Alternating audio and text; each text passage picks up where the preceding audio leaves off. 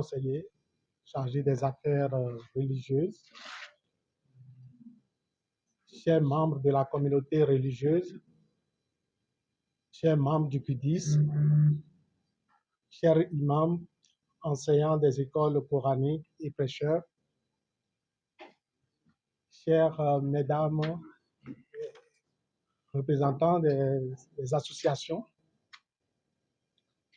à la suite de l'intervention du président Cheikh Tidiane, je pense même qu'on n'a plus grand chose à dire puisqu'il a déjà situé l'intérêt de la rencontre. Et au nom de mon organisation, le National Democratic Institute, je voudrais d'abord saluer la mise en place de ce cadre unitaire de l'islam du Sénégal. Et pour raconter la petite histoire, lorsque je suis venu en tant que représentant de NDI, la première activité à laquelle j'ai participé, c'était l'activité de QDIS à Radisson. C'était à l'occasion de la signature de la charte. Et cela rentre conformément, disons, à nos objectifs. Parce que la présence du NDI ici au Sénégal fait suite à un accord entre le gouvernement sénégalais et le gouvernement américain. Et ce, à la suite des échanges entre l'USAID et ses partenaires au niveau local. C'est dans ce cadre, effectivement, qu'un accord d'appui au processus électoral a été signé. Et l'accord visait 3 objectifs. Le premier, c'est d'abord appuyer les organes de gestion des élections, à savoir la DGE, qui est du ministère de l'Intérieur, également, dans une certaine mesure, le CNRA ainsi que la Sénat, etc. Principalement, donc, les organes de gestion, et on met beaucoup plus l'accent sur la DGE. Le second objectif, c'était effectivement faciliter le dialogue à la mesure du possible avec les parties prenantes au processus électoral, notamment les organisations de la société civile, les partis politiques, et ainsi que les institutions. Donc, le fait d'avoir participé à la première activité était au moment de la signature du cadre, et disons, de la charte, initiée, soutenue et suivie par le cadre. Cela nous fait véritablement un honneur et je tenais quand même à faire ce témoignage parce que la signature de cette charte a été essentielle dans non seulement les élections locales qui se sont déroulées de manière apaisée, et également les élections législatives où, pendant une période, tout le monde avait quelques inquiétudes. C'est pourquoi je voulais saluer véritablement le rôle que joue le QDIS, et notamment les religieux, dans le cadre, disons, de l'apaisement du contexte politique lorsque, disons, l'environnement est trop surchauffé. Un autre élément, c'est que toujours dans le processus des élections législatives, effectivement, nous avons eu l'opportunité, dans le cadre du comité de facilitation, à rencontrer l'association des imams et oulémas, je crois que c'est ça, et nous avons effectué effectivement des déplacements auprès du calife général au niveau de Touba et aussi le calife de Kayet, c'est ça. Layel, voilà, on les a aussi rencontrés.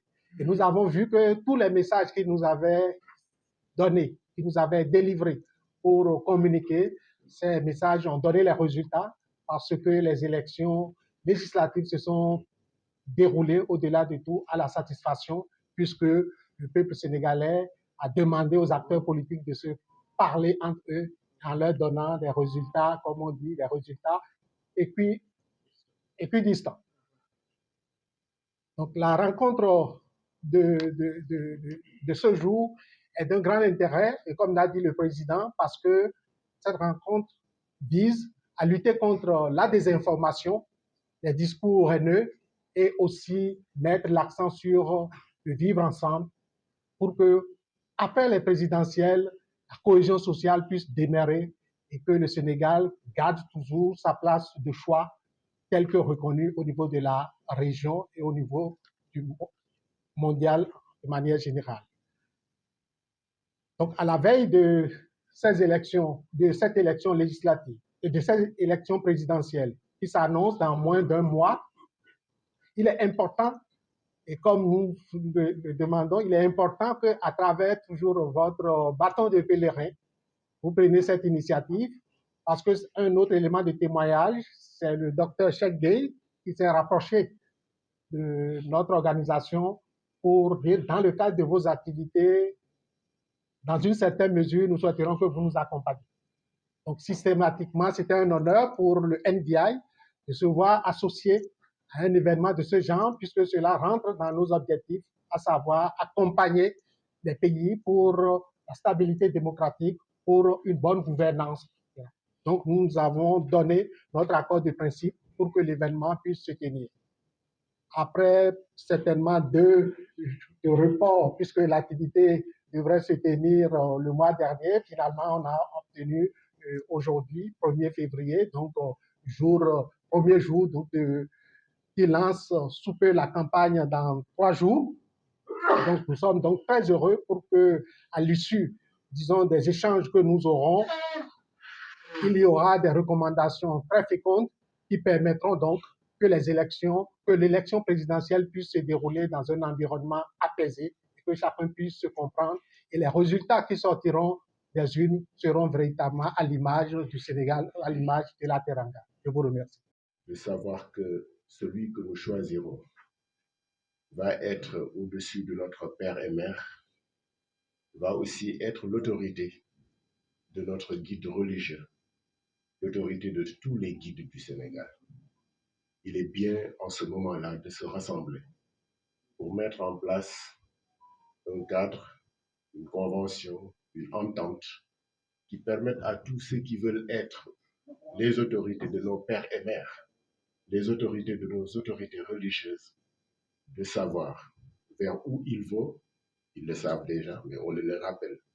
De quelles valeurs ils doivent être animés, ils le savent déjà, mais on le leur rappelle. Quelles sont les règles éthiques que nous espérons qu'ils adopteront, ils le savent déjà, mais nous le rappelons.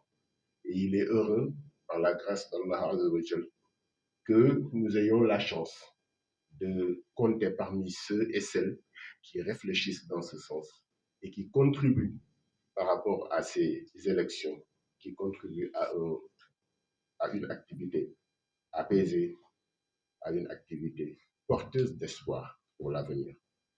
Je remercie, après ces grâces rendues à Allah et les bénédictions sur le meilleur des créatures, Al-Habib al-Mustafa sallallahu alayhi wa alihi wa sahbihi. Je remercie le Culis,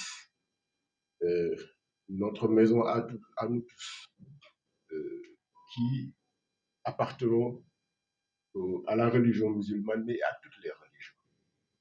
Nous les remercions, en tout cas je les remercie de m'avoir associé à cette activité-là. Le Dr Chardé, le président Cheikh Yansi, qui est, en plus d'être notre président ici, notre frère, et aussi notre guide religieux.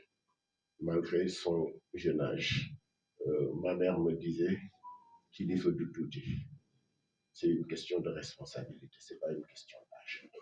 Je salue tout le monde, tous ceux qui sont ici présents, les amis que je ne peux pas tous citer, Chérif Malou à côté de vous, Mohamed Kounta à côté de mon frère Diop de l'AN et de mon frère Tiesoua, surtout. Mohamed Nassir. Je salue avec beaucoup de considération le représentant du NDI. Nous sommes dans un processus démocratique et un processus qui ne prendra jamais fin parce que la démocratie n'est jamais acquise une bonne fois pour toutes. Elle est toujours en construction parce que les sociétés sont en mutation, les enjeux changent, les hommes changent, les défis changent et la démocratie doit s'adapter à tout cela. Donc c'est un processus qui ne finit jamais, mais c'est un processus qui est toujours en progression et qui est toujours susceptible d'être amélioré. nous le remercions de sa présence ici pour soutenir le processus démocratique sénégalais et pour soutenir le CUDIS. Vous le savez, à chaque fois que nous nous approchons de jour électoral au Sénégal, il y a des craintes de tension, des craintes de déstabilisation. Mais le Sénégal, de par son exceptionnalité, s'est toujours relevé de ces difficultés.